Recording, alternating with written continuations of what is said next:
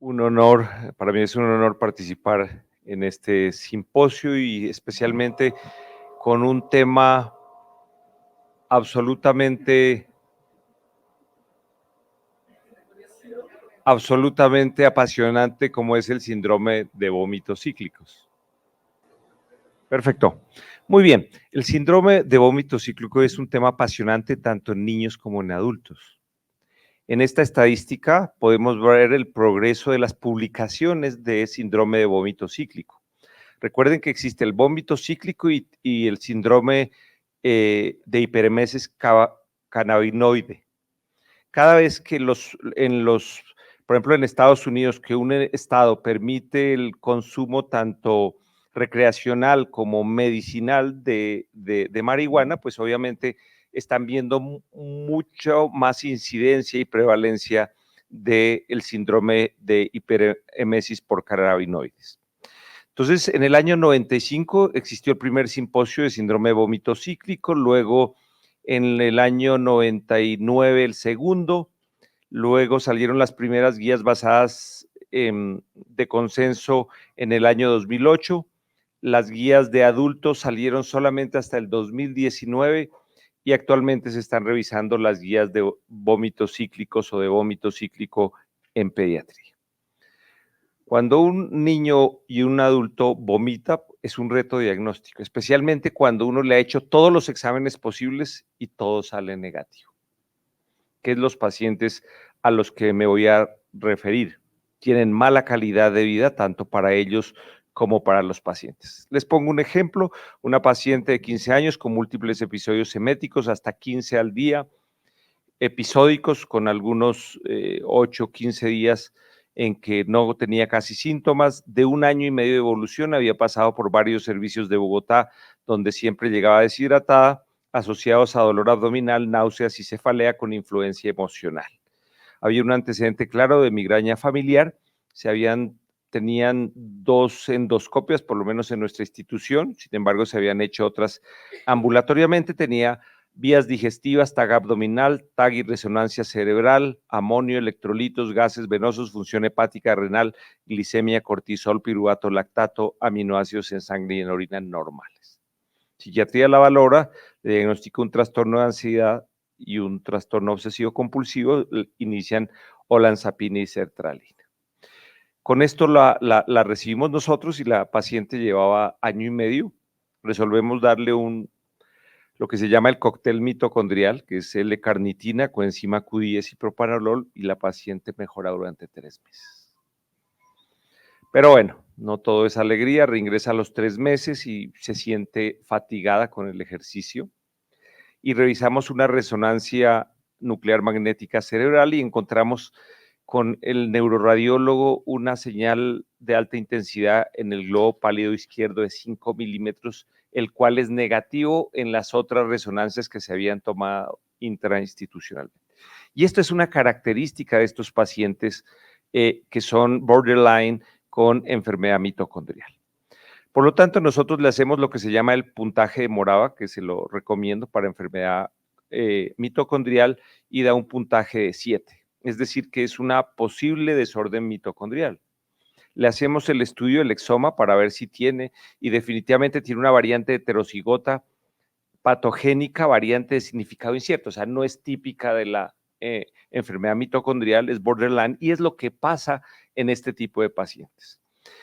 Le subimos entonces la L-carnitina de 1500 a 2500 miligramos, coenzima Q10, 300 miligramos, sertralina 50 miligramos, y podemos decir que esta paciente prácticamente mejoró, ya entró a la universidad, así que pues ya es una paciente de transición a nuestros colegas de adultos. Simplemente solo para mostrarles cuál es la versión de los criterios de enfermedad mitocondrial, que simplemente hay unos puntos musculares, sistema nervioso central, enfermedad multisistémica, metabólica y morfológico. Entonces uno hace un score y esta paciente, por ejemplo, tenía un 7 que daría una posible enfermedad mitocondrial. Muy bien. Este es otro paciente, un paciente de 17 años, con 2 años de episodios de náuseas y vómitos hasta la deshidratación, que había consultado a una paciente de sexo femenino, que había consultado a muchos de nuestras instituciones aquí en Bogotá. Había sido visto por gastroenterólogos pediatras y gastroenterólogos de adultos. Había migraña familiar, que es una característica de estos pacientes, menarquia a los 11 años, dismenorrea, TAG abdominal con contraste, le habían diagnosticado un síndrome de arteria mesentérica superior, sin embargo, lo revisamos acá en nuestra institución, no tenía el síndrome de arteria mesentérica superior. En la reunión con radiología, se le hizo colecistectomía, había hecho galactorrea por la cantidad de alisaprida, metoclopramida que se le había colocado, tenía varias endoscopias, colonoscopias, TAG, electrolitos, etc. Y empezamos a hacer más o menos las fechas de los vómitos y la menstruación y nos dimos cuenta que simplemente se trataba de un vómito cíclico catamenial. Entonces era asociado a menstruación, se inicia en conjunto con ginecología, L-carnitina, coenzima Q10, etinilestradiol 20 microgramos más acetato de clormadinona 2 miligramos con una mejoría. Yo realmente hace 3 años, hace 8 días me la encontré, pero pues era una clara gastroenteritis. O sea, duró prácticamente, lleva 2 años y medio, casi 3 años libre de vómito.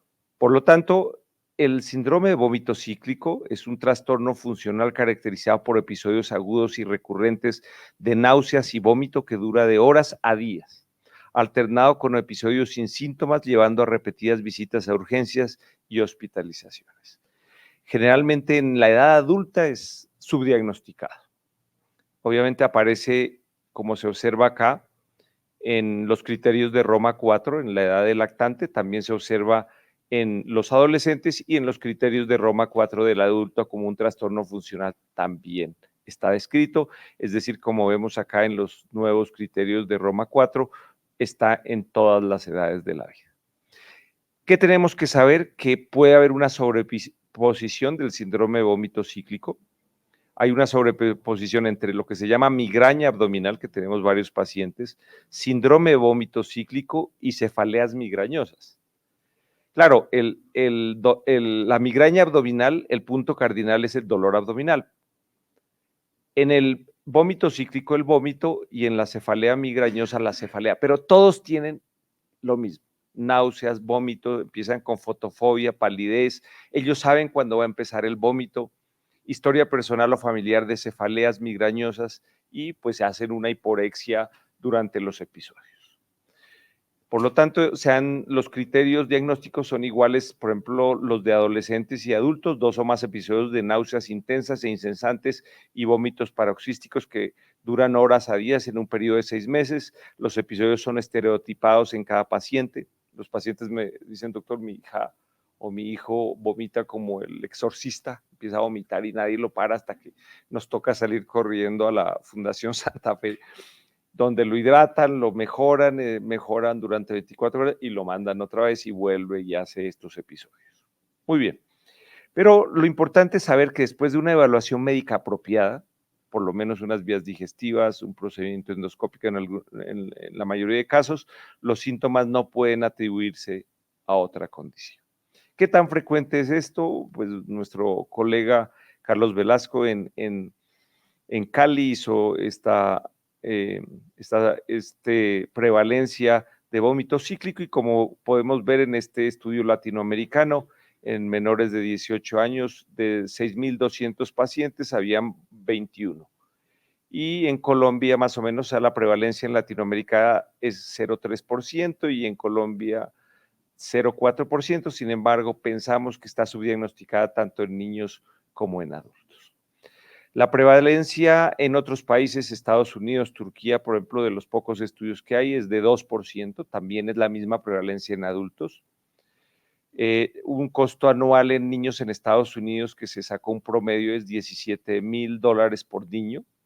El costo solamente evaluando un paciente menor de 18 años, a ver si tiene o no vómito cíclico, es de $6,120.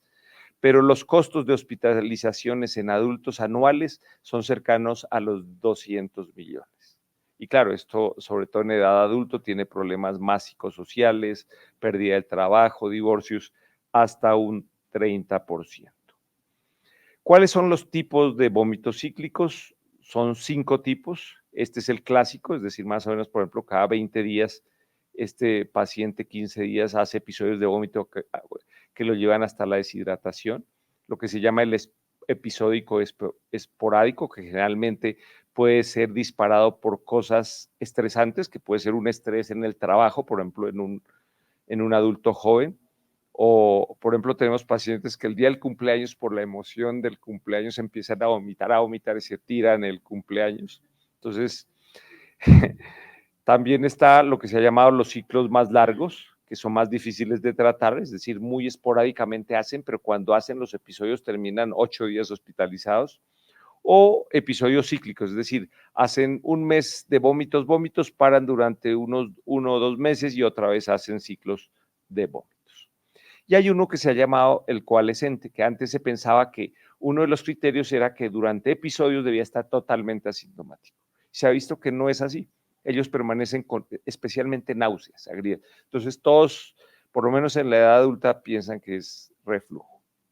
Bueno, aquí simplemente les traigo algunas diferencias entre los niños y adultos. En niños empieza a los 5 años, en adultos realmente a los 30 años. Nosotros nos demoramos en diagnosticar un niño 2 años, los adultos se demoran 8 años, obviamente no conocen esta patología. Una prevalencia tanto en niños como adultos 2%, acaba de salir en la guía de la Sociedad Americana de Gastroenterología de Vómito Cíclico en Adultos en el año 2019. Es mayor en el género femenino. Mientras un paciente, los vómitos duran 27 a 48 horas, un adulto puede durar vomitando de 3 a 7 días. Siempre hay prodromos, saben cuándo van a empezar a vomitar, está asociado a dolor abdominal, hay algunas cosas que lo disparan, hay asociación con migraña hasta en el 50%, coalescente es menos frecuente en el niño, pero casi todos los adultos sienten que entre los episodios tienen por lo menos náuseas y dispepsia. La mayoría piensan que con las cirugías los van a mejorar, entonces les operan la vesícula o les hacen laparotomías exploratorios y el número de visitas en niños es de 3 a 10 al día, en adultos 15. Bueno, ¿qué otros síntomas tienen? Pues fatiga, cansancio 52, alteraciones del sueño, ansiedad, estreñimiento 38%, depresión 14%, náuseas 12% y síndrome de dolor regional complejo hasta 10%. La calidad de vida, según esta diapositiva, es malísima para los pacientes, para los adolescentes, para el adulto joven. ¿Cuál es la patofisiología? Pues es multifactorial. Hay una parte genética que parece ser que es una disfunción mitocondrial, pero en el sistema también endocannabinoide. Puede ser neuroendocrínica, como vimos el paciente con el vómito cíclico catamenial. Especialmente marihuana y opiáceos es característico. O sea, aquí, entre más se libere el uso de marihuana recreativa, vamos a tener en nuestros servicios de urgencia estos pacientes mucho más frecuentes para que empecemos a hacer nuestra estadística.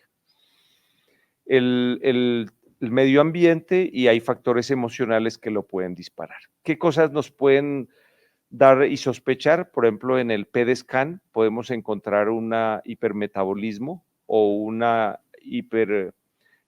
perfusión aumentada en el hipotálamo o en la ínsula, como en este caso, por ejemplo, este hombre de 22 años o esta paciente de 16 años, donde se observa claramente estas lesiones. Hay una parte genética que se está tratando de estudiar. Todos estos genes están implicados, sobre todo el 16-519 y el 3010. Por ejemplo, ya se sabe que el RI-R2 responde a los antidepresivos tricíclicos, entonces es importante la parte genética. Los diagnósticos diferenciales son múltiples, hay dos importantes en pediatría, como son la malrotación intestinal y la pielonefritis, pero pues estos niños yo creo que les han hecho todos los exámenes y no los tienen. Otras condiciones neurológicas, la epilepsia, desórdenes mitocondriales, autonómicos, desórdenes de ácidos grasos y defectos del ciclo del la urea.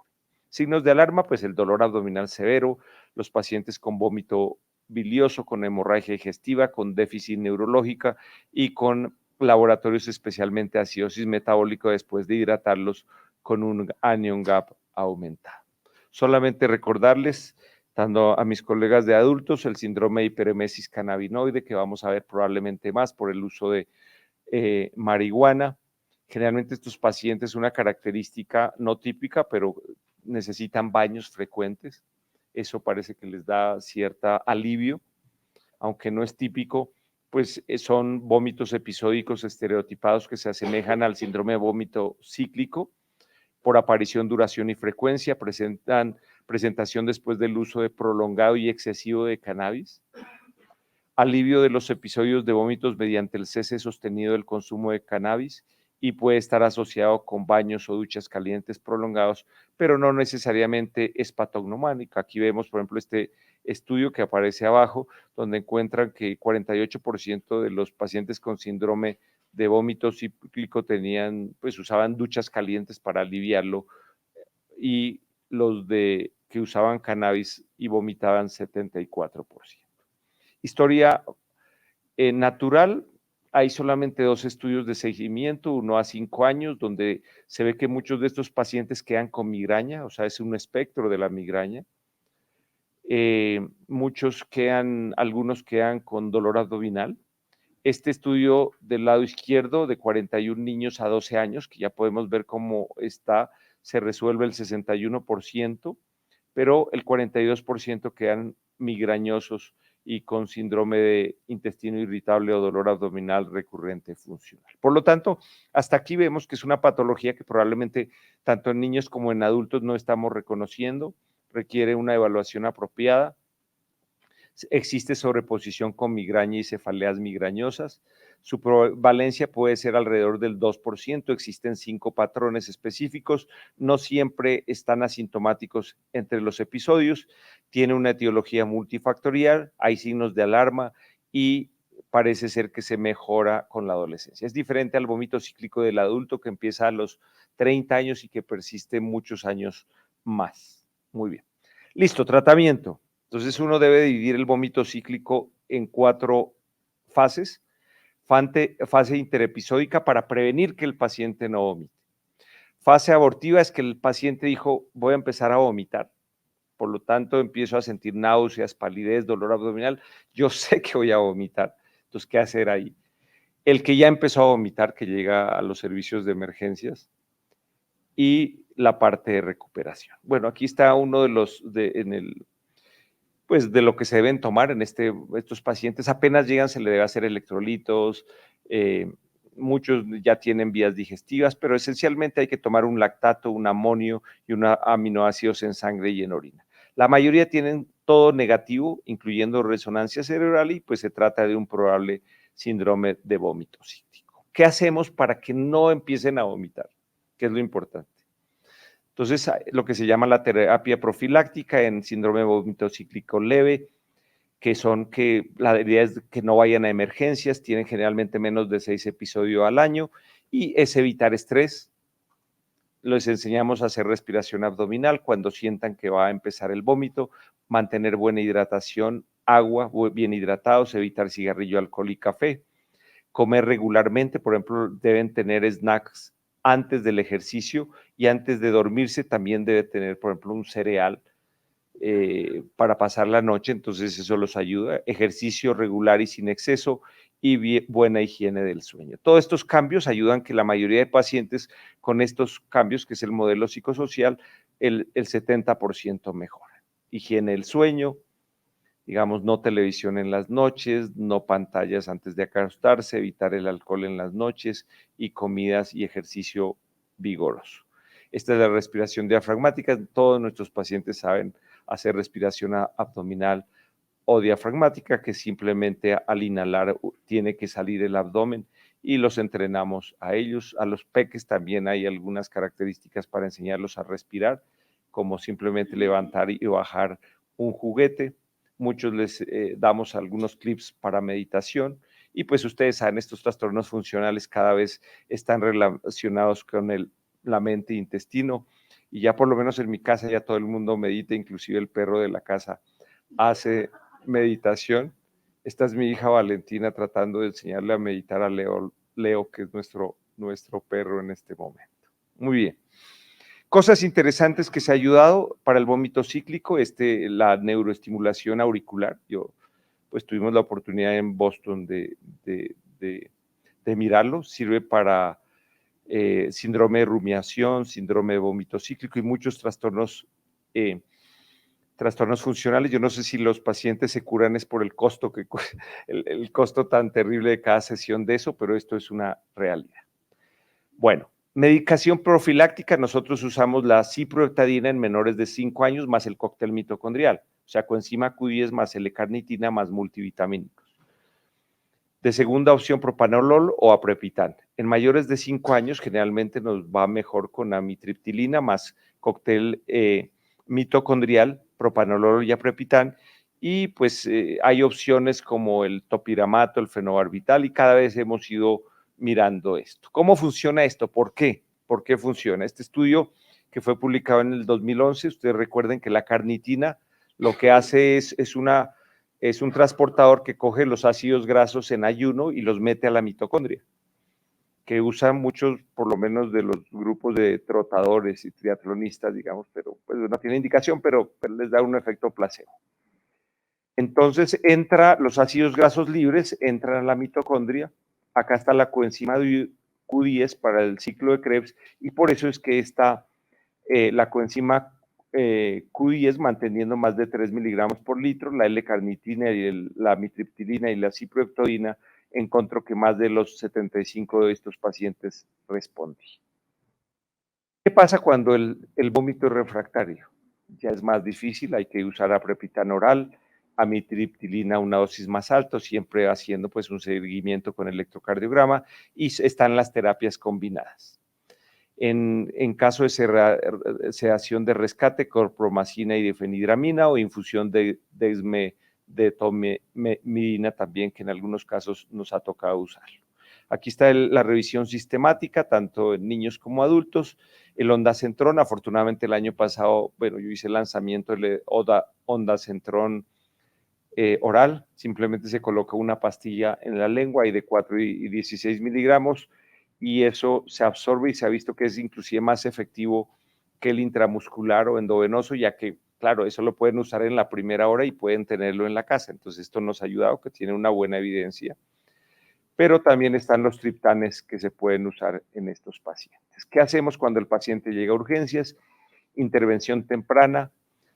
Claro, lo ideal es que empiecen, por ejemplo, ondansetron en la casa, hidratación, pero estos pacientes logramos en pediatría por lo menos habitación oscura y tranquila, signos vitales, en caso de deshidratación, solución salina más que lactato, porque algunos se asocian a lactoacidemia, destroza de solución salina de mantenimiento, ondansetron, alternativas granisetron y ondansetron más lorazepam. Algunas otras medidas de soporte para el dolor abdominal, acetaminofén, usamos dipirona nosotros acá en nuestro servicio y el ketorolac en casos severos. En caso de epigastralgia y IBPs, evitando que hagan estos pacientes síndrome de hormona antidiurética, en caso de hipertensión captopril y una realimentación lenta en estos pacientes. Si hay desequilibrio hidroelectrolítico, pues los hospitalizamos. La mayoría de estos pacientes tienen comorbilidades, ansiedad casi en el 50%, tienen relación con migraña, disfunción mitocondrial en el 5% y hay, por ejemplo, mutaciones que responden más como la RI-R2 al propanolol. Por lo tanto, y para concluir, una historia clínica y un alto índice de sospecha, tanto en niños como adultos, es importante en estos pacientes vomitadores a repetición. El manejo y la toma de paraclínicas debe ser individualizados. Debemos recordar que existen 4 fases. Nosotros tenemos que actuar obviamente en la interepisódica, haciendo una terapia profiláctica o preventiva. La fase prodrómica también tenemos que actuar. El paciente probablemente va a tener que tomarse su ondansetron en la lengua sublingual, que es muy rápido, tiene que ser en la primera hora.